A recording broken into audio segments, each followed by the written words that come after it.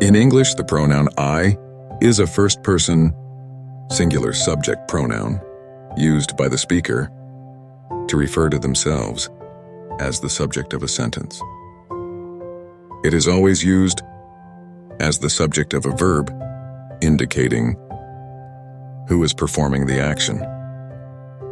For example, I'm writing a letter refers to just one person, the one speaking, or writing. It is the subjective case.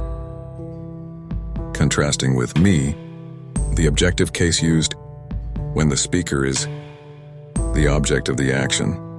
For example, he gave me the book. Here are some examples to illustrate different uses of I in English. Simple statement, I love reading books. Compound subject, my friend and I are going to the concert. Question, do I need to bring anything? Contractions, I'm looking forward to the weekend. I'm is a contraction of I am. It's important to note that I is always capitalized in English, regardless of its position in the sentence.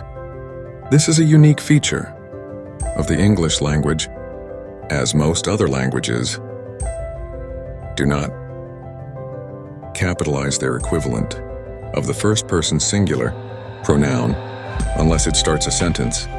Remember to always capitalize I when referring to yourself in English.